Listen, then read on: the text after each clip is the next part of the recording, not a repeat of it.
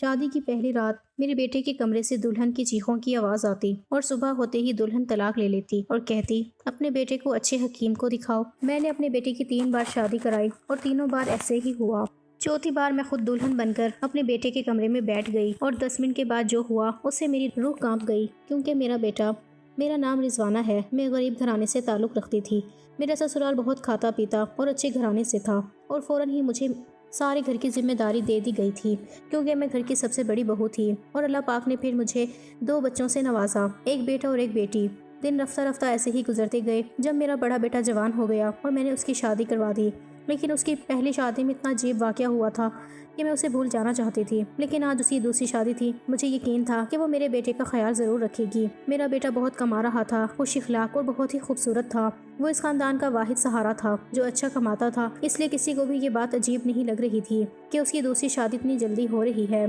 पर मेरा दिल धक धक कर रहा था। रात जैसे जैसे नज़दीक आ रही थी, मेरा दिल भी उतनी ही तेज़ी से धड़क रहा था और मैं फिक्रमंद हो रही थी। मेरी बेटी को भी इस बात का पता था और वो भी मेरी तरह ही फिक्रमंद थी। वो बोली कि अगर आज भी ऐसा ही हुआ तो फिर क्या होगा। मैंने कहा, अपने मुँह से कुछ अच्छा निकालो, मैं पहले ही परेशान हूँ। अब तो सब मेहमान भी आ गए हैं। पिछली बार कोरोना की वजह से काफ़ी लोगों को नहीं बुलाया था, लेकिन इस शादी में सभी रिश्तेदार बहुत गुस्से के साथ आए थे। इसलिए लोग पिछली शादी के बारे में ज़्यादा नहीं जानते थे और वो ये भी नहीं जानते थे कि ऐसा क्या हुआ कि इन्हें फिर से शादी करनी पड़ी।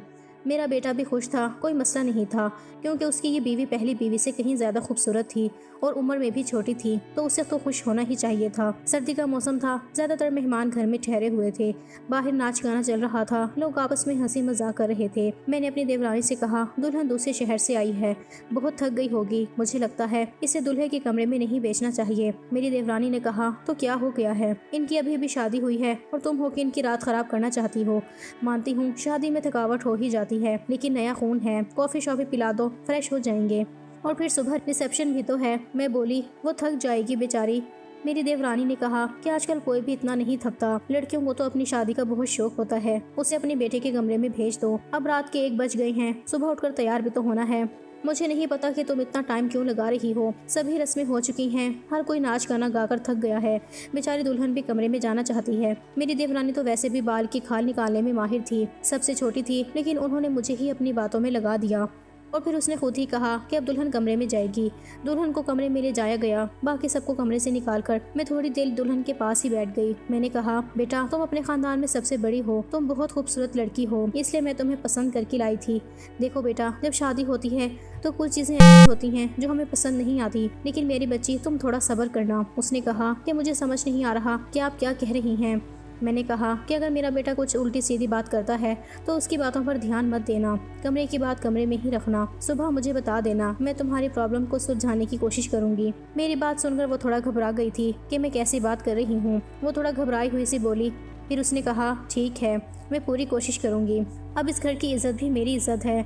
मैं दुल्हन के कमरे से बाहर आ गई। सब अपने अपने बिस्तर पर सोने चले गए थे। घर में बहुत सन्नाटा था, क्योंकि सब बहुत थक चुके थे, इसलिए सब सो चुके थे। सर्दी की रातें वैसे भी खामोश होती हैं, लेकिन मैं सो नहीं पा रही थी। बहुत देर बाद आखिर मैं सोने चली गई, लेकिन मेरी आंखों में नींद नहीं आ रही थी और मेरी आंखें बार बार घड़ी की ओर ही देख रही थी। काश सुबह जल्दी होती तो मेरी सारी परेशानियां खत्म हो जाती। लेकिन जैसे ही 2:30 बजे मैंने एक जोरदार चीख सुनी और उसके बाद ही मुझे पता चल गया कि अब क्या होने वाला है।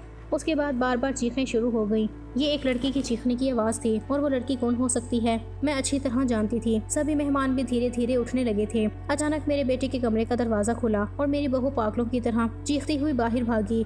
उसे पता ही नहीं चला कि उसके पास तो दुपट्टा भी नहीं है। वो तो 2 कपड़ों में बाहर भागती हुई आई थी। वो घर से बाहर भाग जाना चाहती थी, जब कुछ औरतों ने उसे पकड़ लिया और कहा, बेटा क्या हो गया है, अपने आप को संभालो। सब उसको संभालने लगे, लेकिन वो बेहोश हो गई थी। जब कोई बेहोश होता है तो उस पर पानी के छींटे वगैरह मारे जाते हैं, लेकिन मेरी बहू पर तो पानी के छींटे मारने पर भी वो होश में नहीं आ रही थी। उसका पूरा जिस्म ठंडा पड़ गया था। उसे फ़ौरन अस्पताल ले जाया गया। मैं उसे अस्पताल ले जाना नहीं चाहती थी, क्योंकि फिर से वही तमाशा बन जाता, लेकिन और कोई चारा भी नहीं था। बेचारी बच्ची किसी भी तरह होश में नहीं आ रही थी। उसके माँ बाप को भी बुला लिया। उन्होंने भी एक दूसरे के कानों में बातें करनी शुरू कर दी। पता नहीं हमारी बेटी को क्या हो गया है, पता नहीं इसके साथ क्या सलूक किया है। वो सब लोग मुझे अजीब सी नज़रों से देख रहे थे। सवाल ही सवाल थे हर तरफ, और मैं बेचारी अस्पताल में घूम रही थी। मैंने घर आकर अपने बेटे से पूछना चाहा कि अब उसने ऐसा क्या किया है, तो वो कमरे में ही नहीं था। उसका फ़ोन भी बंद था। कमरे की हालत बिल्कुल नॉर्मल थी। कोई भी ऐसी हरकत नहीं लग रही थी कि जैसे कोई चीज़ टूटी होती या उसने अपनी बीवी पर हाथ उठाया हो। लोगों के सवालों से बचने के लिए शायद मेरा बेटा वसीम कहीं चला गया था। फिलहाल तो मुझे बहू की फिक्र थी। मैं अस्पताल वापस आ गई। 3 घंटे में अस्पताल वालों ने मेरी बहू को छुट्टी दे दी। मेरी बहू हमारे घर नहीं आना चाहती थी। वो बहुत ज़्यादा घबराई हुई थी, लेकिन उसकी माँ ने उसे समझाया कि तुम्हारे ससुराल ही चलते हैं, नहीं तो लोगों को मैं क्या जवाब दूंगी। लोग तरह तरह की बातें बनाएंगे। मैंने भी अपनी बहू को समझाया, सुबह मुँह दिखाई की रस्म पूरी हो जाए फिर अपनी माँ के घर चली जाना, मैं तुम्हें नहीं रोकूंगी। मेरी बात सुनकर मेरी बहू गुस्से में आ गई और बोली, भाड़ में गई आपकी रस्में, मैं आपके घर में एक पल के लिए भी नहीं रुकूंगी। मैं अपने घर जाऊंगी और मुझे अपने घर जाने से कोई नहीं रोक सकता है, ना कोई कानून। मैं एक पढ़ी लिखी लड़की हूँ और मुझे अपनी ज़िंदगी अपने तरीके से जीने का हक है। मुझे आपके बेटे के साथ 1 मिनट भी नहीं रहना। मेरी बहू ने अपना फैसला सुना दिया था। मैं चुपचाप आंखों में आंसू लिए उसे देखती रही। ये तो पहले भी हो चुका था, जब वसीम की पहली शादी हुई थी। मेरी पहली बहू के साथ भी वही हुआ था। वो मेरी पसंदीदा लड़की थी। वो मेरी बेटी की दोस्त थी और वो उसे बहुत पसंद करती थी। वो उसे बहुत खुशी के साथ घर लेकर आई थी। इन लोगों ने हमारी बहुत इज्जत की थी। वो एक अमीर बाप की बेटी थी। वो बहुत अच्छी लड़की थी। मुझे भी उसका घराना अच्छा लगा था। कुछ ही दिनों में मैंने महसूस किया था कि जैसे वो वसीम को पसंद करने लगी हैं और शायद इसीलिए रिश्ता भेजा गया था। लेकिन शादी के बाद उसके साथ भी ऐसा ही हुआ था। शादी की पहली रात वो भी चिल्लाते हुए कमरे से बाहर भागी थी और उसके बाद मेरे बेटे की शक्ल देखने से भी मना कर दिया था। सबने उसे बहुत समझाया कि बेटा अपनी जिंदगी के बारे में तो सोचो, लेकिन उसने कहा कि मेरी जिंदगी तो बर्बाद हो गई है। और अब इस लड़की को भी समझाया जा रहा था, लेकिन वो भी कह रही थी, मैंने जब एक दफ़ा कह दिया कि मैंने नहीं रहना तो मैं नहीं रहूंगी आपके बेटे के साथ। मेरा बेटा भी कोई जवाब नहीं दे रहा था, पता नहीं कहाँ चला गया था। लड़की का बाप बार बार कह रहा था कि वसीम को बुलाओ, हम उसे पूछें कि उसने हमारी बेटी के साथ क्या किया है। वसीम घर आ चुका था। सब उस पर सवालों की बौछार कर रहे थे। वो खामोश था, कुछ भी नहीं बोल रहा था। थक हार कर सब खामोश हो गए। लड़की के माँ बाप भी वसीम को बुरा भला कहा और धमका कर चले गए। वो अपनी बेटी को भी साथ ले गए। अच्छा खासा तमाशा हो गया था। सब मेहमानों के सामने हमारी नाक कट गई थी। लड़की के माँ बाप ने हमारी बेइज्जती करने में कोई कसर नहीं छोड़ी थी, लेकिन वसीम अपने मुंह से एक भी लफ्ज़ नहीं बोल रहा था। वसीम के अब्बू तो पहले ही इस दुनिया से जा चुके थे। सारी बेइज्जती मुझे अकेले ही सहनी पड़ी। घर में जमा लोगों ने भी हमें अच्छी खासी बातें सुना डाली थी। लड़की की माँ तो काबू में ही नहीं आ रही थी। वो बहुत चीख चीख कर मुझे बुरा भला कह रही थी, लेकिन उसमें उस बेचारी की क्या गलती थी। आखिर उसकी बेटी की जिंदगी तबाह हो गई थी। आज खुद को बहुत अकेला महसूस कर रही थी। काश वसीम के अब्बू होते तो इतनी जल्दी हिम्मत ना हारती। लोगों के तानों को मैं अकेले ही सुनती रही। वसीम बड़ा था। वसीम से छोटी मेरी एक बेटी थी जो कॉलेज में पढ़ती थी। सब लोग आपस में बातें कर रहे थे। वसीम को लेकर तरह तरह की कहानियां बनाई जा रही थीं। कोई कह रहा था पता नहीं शायद वो पागल है, तो कोई कह रहा था लगता है वसीम दिमागी मरीज़ है, तो कोई कह रहा था पता नहीं इसने नई दुल्हन के साथ ऐसा क्या किया कि वो इतना ज़्यादा डर गई। जितनी मुँह उतनी बातें थीं, लेकिन मेरे पास इन सब का कोई जवाब नहीं था। जब लोगों को असल वजह पता ना हो तो वो खुद की कहानियाँ बना लेते हैं और ख़ुद की बनाई हुई उल्टी सीधी कहानियाँ सच से कहीं ज़्यादा ख़तरनाक होती हैं। लेकिन मसला तो ये था कि सच तो मुझे भी नहीं पता था कि ऐसा क्या था कि सुहाग रात को ही मेरी बहुएँ मेरे बेटे के कमरे से चीखती हुई भागती थीं।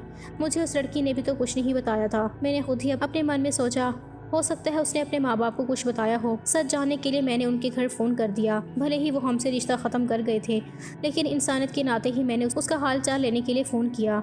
फ़ोन लड़की की माँ ने उठाया था। मैंने पूछा, अब कैसी तबीयत है आपकी बेटी की? मेरी आवाज़ सुनते ही वो भड़क गई थी और बोली, मेरी बेटी अब तक ठीक नहीं हुई है। खबरदार जो आगे से आपने फ़ोन किया। ये सब सुनकर मैं बहुत ज़्यादा परेशान हो गई थी। मेरी पहली बहू के साथ भी ऐसा ही हुआ था। मेरी बेटी ने बताया था कि वो कम से कम 7 महीने तक बीमार रही थी। आखिर क्या मसला था मेरे बेटे को? मुझे कुछ भी समझ नहीं आ रहा था। क्या कमी थी कि उसकी बीवियाँ उससे डरकर भाग जाती थीं? वसीम की बात करूँ तो वसीम बहुत ही सीधा सादा सा बच्चा था।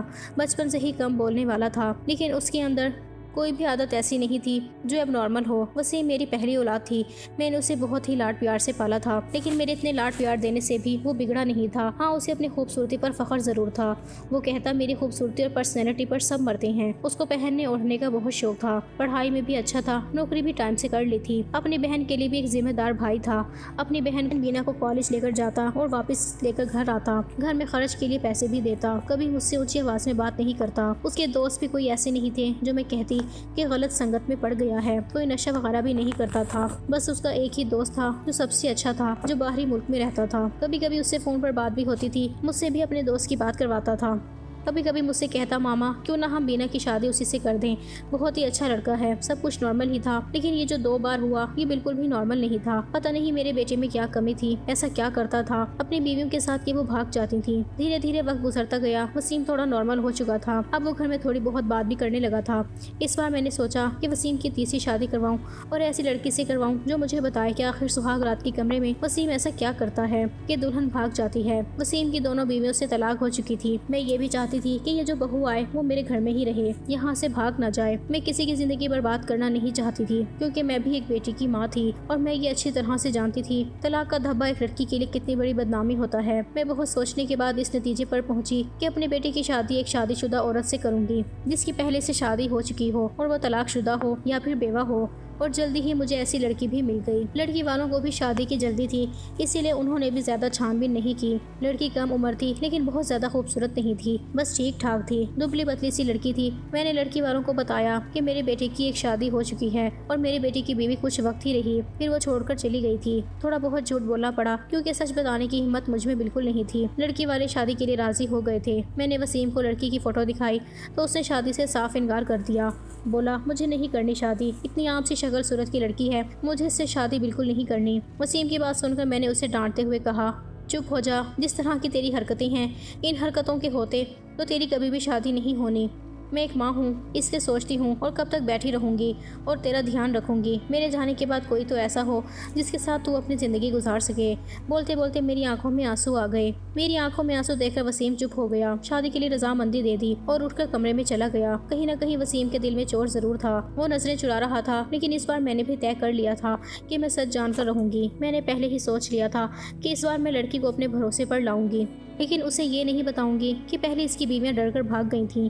इसे प्यार से समझा दूंगी, इसे भरोसा दिलाऊंगी कि अगर कुछ ऐसी बात है तो मुझे बताएं, मैं इस मसले का हल निकालूंगी। पर इस बार शादी का प्लान बहुत ही सादगी से करने का था और फिर मैंने बहुत ही सादगी से वसीम की शादी कर दी। लड़की का नाम अस्मा था, बहुत ही प्यारी बच्ची थी। मेरी बेटी ने मना भी किया था कि मामा रहने दें, भाई को उनके हाल पर छोड़ दें, लेकिन मैंने उसे समझाया था कि बेटा, हो सकता है तेरे भाई के साथ कुछ मसला हो जिसे सुलझाना हमारा फर्ज है। खैर शादी हो गई। इस बार मैंने ज्यादा मेहमानों को नहीं बुलाया था। घर में कुछ ही मेहमान थे जो कि मेरे रिश्तेदार नहीं बल्कि मेरे कुछ जानने वाले थे। मेरी कुछ सहेलियां वगैरह थी और उनकी फैमिली वाले थे। अस्मा को मैं वसीम के कमरे में ले गई। उसे बेड पर बिठाते हुए मैंने अस्मा का हाथ अपने हाथों में लिया और उसे हल्के से दबाते हुए बोली, बेटा, तुमसे बहुत ही ज़रूरी बात करनी है, बहुत ही ध्यान से मेरी बात सुनो। अस्मा मुझे देखने लगी कि भला ऐसी कौन सी ज़रूरी बात है जो अभी करनी है। मैंने उसे समझाते हुए कहा, बेटा, वसीम इस शादी के लिए राज़ी नहीं था। बहुत ही मुश्किल से मैंने उसे शादी के लिए तैयार किया है। हो सकता है मेरा बेटा कुछ अजीबोगरीब हरकतें करे, हो सकता है तुम्हें डराने की कोशिश करे जिससे तुम उसे छोड़कर भाग जाओ, लेकिन बेटा, तुम्हें डरना नहीं है। जो भी हो तुम सब कुछ मुझे बता देना, बस तुम्हें उसके डराने धमकाने में या उसकी बातों में आने की जरूरत नहीं है। अस्मा ने मेरी बातों को सुनकर हाँ में सर हिला दिया था और अस्मा को आराम करने का बोलकर बाहर आ गई। मैं अपने कमरे में नहीं गई, बहरहाल मैं बाहर सोफे पर ही लेट गई। अस्मा को मैंने उसके कमरे में भेज दिया कि तुम सो जाओ, बहुत रात हो चुकी है। अस्मा कमरे में जा चुकी थी, लेकिन जाते जाते उसने कहा था कि आंटी, आप जो भी कर रही हैं गलत कर रही हैं। आप भी हर मसले का हल सिर्फ शादी ही समझती हैं। आपको किसी की बेटी की जिंदगी को यूं बर्बाद नहीं करना चाहिए। अस्मा जा चुकी थी और मैं सोफे पर लेटी दिल ही दिल में अपने अल्लाह को याद कर रही थी और दुआ मांग रही थी कि या अल्लाह, ये रात अच्छे से गुजर जाए। बहुत ही खामोशी थी, ऐसा लग रहा था जैसे तूफान से आने की पहले की खामोशी हो। घड़ी की टिक टिक भी मेरे सर पर हथौड़े की तरह लग रही थी। मैं अपने अल्लाह को मनाने में लगी हुई थी कि तभी वो हुआ जिसका मुझे डर था। अस्मा चीखते हुए बाहर आई थी और पागलों की तरह घर के बाहर भाग जाना चाहती थी। मैंने उसे जैसे तैसे समझाकर थोड़ा खामोश किया था। जब थोड़ा खामोश हुई तो बदहवासी में बोली कि आपको अपने बेटे की पहले मेडिकल जांच करानी चाहिए थी। अगर आप ऐसा करवा लेती तो आपको और मुझे ये दिन देखना ना पड़ता। अस्मा तो बहुत ही जिम्मेदार थी, उसके पास तो कोई दूसरा ऑप्शन भी नहीं था। वो तो हर हाल में इस शादी को निभाने की सोच रही थी, लेकिन अस्मा ने भी इस रिश्ते को नहीं निभाया और वो वसीम को छोड़कर चली गई। दूसरे दिन अस्मा के घर से फ़ोन आया कि अपने बेटे से कहकर हमारी बेटी को तलाक दिलवा दो, नहीं तो हम ये काम अदालत से भी कर सकते हैं। सदमे की हालत में फ़ोन पकड़े वहीं सोफे पर बैठ गई। यानी क्या वसीम को कोई मजबूरी में भी अपनाने के लिए तैयार नहीं था। पहले मैं जो बहुएं लाई थी वो अमीर घराने और खूबसूरत पढ़ी लिखी थी, लेकिन अस्मा तो गरीब घराने की थी और बहुत ज्यादा खूबसूरत भी नहीं थी। अस्मा को मैंने पहले ही सब कुछ समझा भी दिया था और तब भी वो इतना ज्यादा बदहवास हो गई थी। आखिर ऐसी क्या कमी थी मेरे बेटे में। हम जो जहेज दुल्हन को देते थे, दुल्हन के घर वाले शादी के दूसरे दिन ही वापस कर देते थे। मैं तो जहेज भी नहीं रहती थी। फिर आखिर ऐसा क्या था, कैसे खूबसूरत पढ़े लिखे और अमीर लड़के को छोड़कर भी लड़कियां भाग जाती थी। मेरा दिमाग सोच सोच कर फटा जा रहा था। कैसे पता लगाऊं कि आखिर बात क्या है। वसीम भी अपने मुंह से कुछ कहने को तैयार नहीं था। जब भी इस बारे में बात करने की कोशिश करती तो वो उठकर बाहर चला जाता, मुझे बात करने का मौका ही नहीं देता। लेकिन अब मैं हर वक्त वसीम पर नजर रखने लगी थी, उसकी एक एक हरकत पर ध्यान देती, शायद कुछ तो ऐसा सबूत मिले जिससे मैं सच जान सकूं कि आखिर सच्चाई क्या है। लेकिन उसको देखकर कभी ऐसा लगा ही नहीं कि उसमें कुछ कमी भी है। एकदम नॉर्मल लड़कों की तरह था जैसे और लड़के होते हैं। मुझे कोई भी रास्ता दिखाई नहीं दे रहा था। एक दिन तंग आकर मैंने वसीम के दोस्त को फोन किया, जिससे वसीम अपने दिल की सारी बातें करता है। मुझे वसीम के बारे में सब कुछ बताओ, उसने अपनी ज़िंदगी के बारे में तो तुम्हें ज़रूर कुछ ना कुछ बताया होगा। लेकिन ये सुनकर तो मैं हैरान हो गई कि उसने अपने दोस्त को अपने बारे में कुछ भी नहीं बताया था। और बस यही बात मुझे बहुत अजीब लगी कि उसने अपने दोस्त को ये भी नहीं बताया कि मेरी 3 शादियां हो चुकी हैं और मेरी तीनों बीवियां मुझे छोड़कर भाग गई हैं। लेकिन उसने ये बात अपने दोस्त को नहीं बताई, जो कि उसका सबसे अच्छा दोस्त था। ये मुझे काफ़ी अजीब लग रहा था, लेकिन शायद उसने इसलिए नहीं बताया हुआ क्योंकि वो शर्मिंदा होना नहीं चाहता होगा। शादी की रात ही बीवी का भाग जाना, वो भी 3-3 बीवियों का। धीरे धीरे 7 महीने और गुजर गए। घर में सब कुछ नॉर्मल चल रहा था, लेकिन वसीम को लेकर मैं बहुत ज्यादा परेशान थी। ऐसा क्या था जो दुल्हन शादी की रात को ही भाग जाती थी। मैंने एक बार फिर से वसीम की शादी के लिए सोचा और इस बार मैंने ठान लिया कि सच्चाई जानकर ही रहूंगी। इस बार मैंने लड़की को सब कुछ बता दिया, कुछ भी नहीं छुपाया। और लड़की को भी किसी ऐसे घर से लाई थी जिसे शादी की सख्त जरूरत थी, क्योंकि ये लोग बहुत ही गरीब थे और उसके घर में उसके 3 छोटे भाई थे। मैंने कहा, तुम्हारे तीनों भाइयों की पढ़ाई की जिम्मेदारी मेरे ऊपर है और शादी में भी आप लोगों को कुछ भी खर्च करना नहीं पड़ेगा। लड़की को तो मैंने राजी कर लिया था, लड़की के माँ बाप भी राजी हो गए। लेकिन मैंने ये बात लड़की के वालिदैन को नहीं बताई थी, बस लड़की को बता दी थी। लड़की थोड़ी घबराई हुई थी क्योंकि मैंने शादी से पहले ही सारी बातें लड़की को समझा दी थी। पहले तो वो बहुत ज्यादा डर गई, फिर खुद को संभालते हुए बोली कि कुछ भी हो, मैं इस शादी के लिए तैयार हूँ। मेरी वजह से भाइयों की जिंदगी बनती है तो इसमें क्या बुराई है। जो कुछ भी होगा उसे बर्दाश्त कर लूंगी। और वैसे भी सारा कुछ औरतों को ही बर्दाश्त करने पड़ते हैं। लड़की जिसका नाम मारिया था, भले ही गरीब घर की थी, लेकिन बहुत ही समझदार लगी मुझे। दिल ही दिल में खुश हुई कि अगर मारिया मेरी बहू बनती है और मेरे घर में टिकी रहती है तो ये मेरे लिए बहुत ही खुशी की बात होगी। समझदार होने के साथ साथ मारिया बहुत ही खूबसूरत भी थी। इस बार शादी घर में हुई थी, सब कुछ ठीक था। और हैरानी की बात तो ये थी कि रात भी गुजर चुकी थी और सुबह हो चुकी थी। सुबह होते ही मैंने कमरे का दरवाजा खटखटाया, लेकिन किसी ने दरवाजा नहीं खोला। मैं बहुत परेशान थी, कोई दरवाजा नहीं खोल रहा था। थोड़ी देर बाद कमरे की दूसरी चाबी लेकर आई और मैंने खुद ही दरवाजा खोला। कमरे के अंदर का मंजर देखकर मेरी चीख निकल गई, क्योंकि मेरी बहू बेहोश पड़ी थी। वसीम कमरे में कहीं भी नजर नहीं आ रहा था, शायद बाथरूम में था। मैंने जल्दी से डॉक्टर को बुलाया। डॉक्टर ने कहा कि वो सिर्फ डर की वजह से बेहोश हुई है, उसके जिस्म पर किसी भी तरह की कोई चोट के निशान नहीं है। वसीम के चेहरे से भी फिक्र नजर आ रही थी, ऐसा लगता था कि जैसे वो भी परेशान है इन सब हालातों से। अच्छे से चेकअप करने के बाद और कुछ दवाइयाँ देकर डॉक्टर साहब चले गए थे। डॉक्टर ने कहा था कि मारिया को जल्दी होश आ जाएगा। टीम भी तैयार होकर अपने ऑफिस के लिए निकल गया था। मैं मारिया के पास ही बैठी रही। थोड़ी देर में उसने आंखें खोल ली थी। होश में आते ही वो बाहर की तरफ भागी थी, ये कहते हुए कि मुझे यहाँ नहीं रहना, मुझे अपने घर जाना है, अपने वालिदैन के पास। मैंने मारिया का हाथ पकड़ लिया। मारिया, तुम ऐसा नहीं कर सकती। मैंने तो तुम्हें सारी सच्चाई बता दी थी और तुम मान भी गई थी, फिर तुम क्यों कह रही हो। लेकिन मारिया मेरी कुछ भी सुनने को तैयार नहीं थी। रोते हुए बोली, आंटी जी मुझे माफ कर दो, मैं मजबूर हूँ, मैं यहाँ नहीं रह सकती। आप बेफिक्र रहें, मैं अपने वालिदैन को कुछ नहीं बताऊंगी, सब खुद हैंडल कर लूंगी। बस आप मुझे इस घर में रहने को ना कहें। लेकिन मारिया मुझे बता तो सही, आखिर ऐसा क्या हुआ था, मैं सच जानना चाहती हूँ। तुमने मुझसे वादा किया था कि तुम वसीम की सच्चाई मुझे ज़रूर बताओगी। वसीम के बारे में मैं कुछ नहीं बता सकती। अगर मैंने वसीम के बारे में बोला तो वो मुझे जान से मार देगा। मुझे अपनी जान की परवाह नहीं है, लेकिन वसीम मेरे भाइयों को भी नहीं छोड़ेगा। प्लीज़ मुझे जाने दें। उसकी आंखों में डर था और मैं उसे रोक न सकी। मारिया चली गई थी। मैं इंतज़ार कर रही थी कि वो कुछ ही देर में मारिया के माँ बाप का फ़ोन आने वाला है, लेकिन ऐसा कुछ भी नहीं हुआ। शायद मारिया ने अपने वालिदैन को कुछ नहीं बताया था। वसीम की तीनों बीवियों ने तो दूसरे दिन ही तलाक की मांग कर दी थी, लेकिन मारिया ने ऐसा कुछ भी नहीं किया था। इसका मतलब था मारिया अभी मेरे बेटे की बहू थी। मैंने सोचा कि अब मैं वसीम का चेकअप करा कर ही रहूंगी। अपने होशो हवास में तो वसीम ऐसा कभी भी नहीं करने देगा। इसलिए एक दिन मैंने वसीम के खाने में नींद की दवा मिला दी। वसीम की गहरी नींद में जाते ही मैंने डॉक्टर को फ़ोन किया। डॉक्टर ने वसीम के कुछ सैंपल लिए और ये बोलकर चला गया, जैसे ही रिपोर्ट आती है मैं आपको बताता हूँ। डॉक्टर चला गया और फिर मैं बेसब्री से वसीम की रिपोर्ट का इंतज़ार करने लगी। अगले दिन डॉक्टर का फ़ोन आया। उसने कहा कि वसीम एकदम नॉर्मल है, उसकी सारी रिपोर्ट्स नॉर्मल हैं। अगर वसीम नॉर्मल है तो शादी की पहली रात में उसकी बीवियां क्यों भाग जाती हैं। सोच कर मेरा दिमाग फटने लगा। कुछ सोचकर मैं मारिया के पास गई। उसके वालिदैन ने मेरी बहुत इज्जत की। शायद उन्हें सच्चाई का पता नहीं था। उन्हें लगता था कि मैं उनकी बेटी को घर ले जाने के लिए आई हूँ। मुझे देखते ही मारिया समझ गई थी। वो हम लोगों के साथ ज्यादा देर नहीं बैठी और अंदर कमरे में चली गई। मैं भी उसके पीछे पीछे उसके कमरे में आ गई। मुझे देखते ही मारिया बोली, आंटी जी, मैंने आपको पहले भी कहा था कि मैं आपके घर में नहीं रह सकती। फिर आप मुझे लेने क्यों आई हैं? मैंने उसको बहुत ही प्यार से अपने पास बिठाया और उसके सामने हाथ जोड़ते हुए बोली, मारिया, मेरी उम्मीद की आखिरी किरण अब तुम ही हो। तुम ही मुझे बता सकती हो कि आखिर मेरे बेटे में क्या कमी है। एक मजबूर माँ तुमसे हाथ जोड़कर दरख्वास्त करती है, प्लीज मना मत करना। मेरी आंखों में आंसू और मेरे जुड़े हुए हाथों को देखकर मारिया ने मेरे हाथों को थाम लिया और बोली, आंटी जी, मैं मजबूर हूँ, मेरे सामने हाथ मत जोड़िए। जब मारिया किसी तरह सच्चाई बताने के लिए राजी नहीं हुई तो फिर मैंने मारिया से कहा, ठीक है, तुम अपने मुंह से कुछ मत बताओ, मैं खुद अपनी आंखों से देख लूंगी, लेकिन तुम मेरी मदद तो कर ही सकती हो ना। तुम आज रात के लिए मेरे बेटे के कमरे में फिर से रुक जाओ, मैं सारी सच्चाई अपनी आंखों से देख लूंगी। पहले तो वो डरती रही, लेकिन मेरे बहुत समझाने पर कि मैं तुम्हारे साथ रहूंगी, तुम्हें कुछ नहीं होगा, वो मान गई थी। मैं मारिया को अपने घर ले आई। मारिया के वालिदैन ने बहुत ही खुशी से अपनी बेटी को भेजा था। एक बार फिर से दुल्हन बनाकर मैंने वसीम के कमरे में बिठा दिया। वसीम को मैंने पहले ही फ़ोन कर दिया था कि मारिया घर आ गई है, तुम भी ऑफिस से जल्दी आ जाना, आज मैं घर पर नहीं मिलूंगी, तुम्हारी खाला की तबीयत खराब है, वहाँ जा रही हूँ और रात भर वहीं रहूंगी। मेरी बात सुनकर वसीम ने सिर्फ हाँ में जवाब दिया था और फ़ोन काट दिया था। मैं वसीम के कमरे में ही छुपकर बैठ गई। आज सब कुछ मैं अपनी आंखों से देख लेना चाहती थी। कुछ ही देर में दरवाज़ा खुला था और अंदर कमरे में वसीम दाखिल हुआ। उसने एक नज़र सजी संवरी बेड पर बैठी मारिया पर डाली थी और बिना कुछ कहे बाथरूम में घुस गया था। डरी सहमी मारिया ऐसा लग रहा था जैसे अभी उड़कर भाग जाएगी। मैं भी सांस रोके बैठी थी कि तभी अचानक बाथरूम से किसी औरत के चीखने की आवाज़ें आने लगी। आवाज़ें सुनते ही मारिया बेड से नीचे उतरकर खड़ी हो गई थी। डर से वो थर थर काँप रही थी। मैं भी हक्का बक्का सी खड़ी थी। अंदर तो वसीम गया था, फिर ये औरत की आवाज़ क्यों आई? तभी वसीम बाहर निकला और वसीम को देखते ही मैं बेहोश होते होते बची। उसने अपना होलिया एकदम से बदल लिया था। उसने औरतों जैसे कपड़े पहन रखे थे, बहुत ही मेकअप कर रखा था, आंखों में जैसे खून उतरा हुआ था।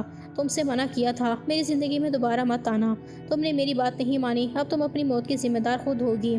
बहुत ही भयानक हंसी हंसता हुआ वसीम मारिया की तरफ बढ़ा था। मारिया चीख मारती हुई मेरे पास आ गई थी। मैं भी बाहर आ गई थी और वसीम को रोकने की कोशिश कर रही थी। वसीम, क्या हो गया है तुम्हें? तुम होश में तो हो? वसीम ने मुझे जोर से धक्का दिया था। कौन वसीम? रुखसार नाम है मेरा। मौका देखकर मारिया कमरे से भाग गई थी। इससे पहले मेरे पास आता मैं भी कमरे से बाहर निकली और कमरे को बाहर से बंद कर दिया। वसीम की भयानक हंसी मुझे बाहर तक सुनाई दे रही थी। मैं डरी सहमी मालिक को अपने सीने से लगाए रखे थी, हालांकि मैं खुद भी बहुत ज़्यादा डरी हुई थी। वसीम मुझे जिंदा नहीं छोड़ेगा। उसने मुझसे कहा था कि अगर मैंने किसी को कुछ बताया तो वो मुझे मार डालेगा, साथ में मेरे भाइयों को भी। मुझे और मेरे भाइयों को बचा लो आंटी जी, कुछ नहीं होगा। कुछ नहीं होगा मारिया, चुप हो जाओ, मैं सब कुछ संभाल लूँगी। मेरा दिमाग थोड़ा थोड़ा काम करना शुरू किया तो सबसे पहला ख्याल मेरे दिल में यही आया कि शायद वसीम पर किसी भूत का साया है। मारिया को मैंने अपने रूम में ही सुला लिया था। सुबह उठते ही सबसे पहले मैंने अपने फैमिली डॉक्टर को फ़ोन किया था। 9 बजे डॉक्टर हमारे घर पर थे। मैंने उन्हें सारे हालात से आगाह किया। साथ ही मैंने डॉक्टर से ये भी कहा कि मुझे लगता है वसीम पर किसी भूत का साया है। मेरी बात सुनकर डॉक्टर ने कहा, मुझे नहीं लगता कि ये किसी भूत का साया है, मुझे तो वसीम दिमागी मरीज लगता है।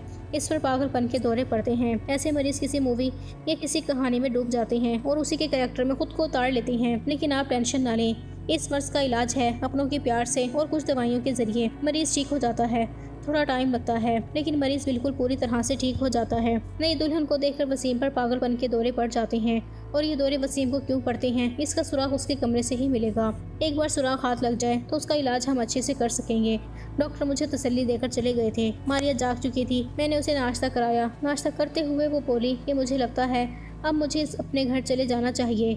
मारिया के सर पर प्यार से हाथ फेरते हुए मैं बोली, बेटा सबसे पहले तो तुम मुझे आंटी कहना बंद करो, तुम मुझे अम्मी कहो, और दूसरी बात अब यही तुम्हारा घर है। इतना सब कुछ अपनी आंखों से देखने के बाद भी आप ही कैसे कह सकती हैं? मारिया ने हैरानी से पूछा। मैंने मारिया से कहा, अभी डॉक्टर से मेरी बात हुई है, वसीम बिल्कुल ठीक हो जाएगा, बस उसे थोड़े से प्यार और थोड़ी सी देखभाल की ज़रूरत है जो हम दोनों मिलकर उसे देंगे। मेरा यकीन करो, वसीम बहुत ही अच्छा लड़का है, तुम्हें बहुत ही प्यार से रखेगा। मेरे बहुत देर तक समझाने पर और अपने माँ बाप की हालात को देखते हुए वो मान गई थी। मैंने बहुत ही प्यार से मारिया को समझाया था। मुझे उम्मीद की किरण नजर आई थी कि मेरा बेटा ठीक हो जाएगा, उसका भी घर बस जाएगा। 10 बजे के करीब वसीम के दरवाजे पर खटखट की आवाज़ आई थी। मैंने कांपते हाथों से दरवाज़ा खोला। मैंने मारिया को कमरे में भेज दिया था।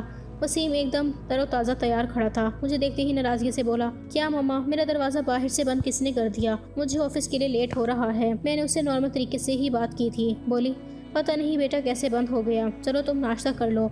मैंने उस पर कुछ भी जाहिर नहीं होने दिया। वसीम ने नाश्ता किया और ऑफिस के लिए निकल गया। वसीम के ऑफिस निकलते ही सबसे पहले मैं वसीम के कमरे में गई और उसके कमरे की तलाशी ली। मुझे ज़्यादा मेहनत नहीं करनी पड़ी। सामने ही बैठकर मुझे कुछ किताबें दिखीं।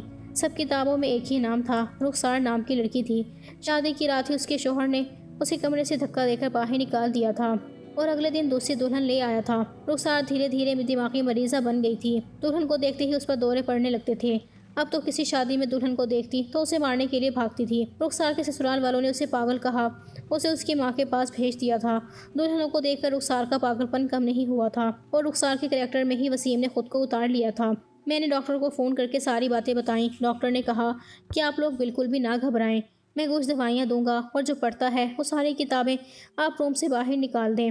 धीरे धीरे प्यार से वसीम को समझाना पड़ेगा और रुखसार के करैक्टर से निकालना पड़ेगा। धीरे धीरे डॉक्टर की दवाइयों और मारिया और मेरी मेहनत से वसीम ठीक होने लगा था। मारिया वसीम के सामने सादा सी रहती थी, कोई भी बनाव सिंगार नहीं करती थी। वसीम के रवैये में बहुत बदलाव आने लगा था। उसकी आंखों में अब मैंने मारिया के लिए प्यार देखा था। मारिया कहीं भी जाती वसीम की निगाहें उसका पीछा करती थीं। वसीम का इलाज चलते आज 4 महीने हो चुके थे। मारिया ने जैसे मेहनत और लगन से मेरा साथ दिया था, उसकी मैं कायल हो गई थी। कोई बहुत ही अच्छे काम किए होंगे जो मुझे मारिया जैसी बहू मिली। मारिया अब भी मेरे साथ मेरे कमरे में ही सोती थी, लेकिन आज मैंने सोच लिया था कि सब कुछ फाइनल हो जाना चाहिए। मुझे पूरा यकीन है कि अब वसीम बिल्कुल ठीक हो चुका है। मैंने मारिया से कहा कि आज तूने आखिरी कदम और उठाना पड़ेगा, इसके बाद तुम्हारी जिंदगी में खुशियां ही खुशियां होंगी। मारिया मेरी तरफ देखने लगी। फिर मैंने उसे समझाया कि मारिया, आज तुम्हें दुल्हन बनकर वसीम के कमरे में बैठना होगा। मेरी बात सुनकर वो डर गई थी, लेकिन फिर जल्दी ही संभल भी गई।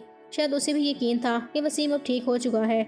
वो भी वसीम की प्यार भरी नज़रों को समझ चुकी थी। मारिया, तुम्हें डरने की कोई ज़रूरत नहीं, तुम दरवाज़ा खुला रखना। दरवाजे के बाहर ही मैं खड़ी रहूंगी जब तक कि तुम दोनों के बीच में सब कुछ ठीक नहीं हो जाता। जैसे ही तुम्हें कुछ गलत लगे तो फौरन बाहर भाग आना। रात को वसीम के आने से पहले ही मैंने मारिया को दुल्हन की तरह सजाया। वसीम के बेड को भी बहुत ही खूबसूरती से सजाया था मैंने। वसीम के आने का टाइम हो गया था। मैंने मारिया को बेड पर बिठा दिया और बाहर आ गई। थोड़ी देर में वसीम भी आ चुका था। खाना खाते हुए वसीम की निगाहें इधर उधर कुछ ढूंढ रही थी। मैं समझ गई थी कि वसीम किसे ढूंढ रहा है, लेकिन मैं अनजान बनी रही। कुछ देर में वसीम खुद ही बोला, अम्मी, मारिया कहीं दिखाई नहीं दे रही, क्या कहीं गई हुई है? मैंने मुस्कुराते हुए कहा, वसीम, तुम पहले खाना खत्म करो, इसके बाद अपने कमरे में जाओ तो तुम्हें अपने सवाल का जवाब मिल जाएगा। खाना खाने के बाद वो अपने कमरे में चला गया। मेरा दिल जोरों से धड़क रहा था। अब पता नहीं कि क्या होने वाला है। अल्लाह सब कुछ ठीक हो। मैं भी वसीम के पीछे पीछे चली और बाहर गेट पर ही रुक गई। मैं अंदर कान लगाकर सुनने की कोशिश कर रही थी कि अंदर सब कुछ ठीक तो है। खड़े खड़े मुझे काफ़ी देर हो गई थी, लेकिन अभी तक अंदर खामोशी थी। और फिर कुछ ही देर में मुझे मारिया और वसीम की सरगोशियाँ सुनाई देने लगी, लेकिन वो प्यार में डूबी हुई सरगोशियाँ थी। मैं मुस्कुरा दी। मेरे अंदर तक सुकून उतर गया। मैंने मन ही मन में अल्लाह का शुक्र अदा किया और अपने कमरे में आ गई और सुकून से लेट गई। सुबह मेरी आंख देर से खुली। जल्दी जल्दी उठकर किचन की तरफ भागी तो मारिया को किचन में पहले से मौजूद पाया। मुझे देखकर उसके चेहरे पर मुस्कुराहट आ गई। उसकी झुकी हुई नज़रें और शर्मीली मुस्कुराहट से ही मैं पहचान गई कि सब कुछ ठीक है। मैंने प्यार से मारिया के माथे को चूमते हुए कहा, बेटा, तुम इतनी सुबह किचन में क्या कर रही हो? मारिया थोड़ा शर्माती हुई बोली, अम्मी जी, वो वसीम को कॉफ़ी चाहिए थी, वही बना रही थी। मारिया को किचन में छोड़कर मैं बाहर हॉल में आ गई और सोफे पर बैठकर मैंने आंखें बंद कर ली। आज मेरे वसीम की और मारिया के जीवन में खुशियाँ ही खुशियाँ थीं।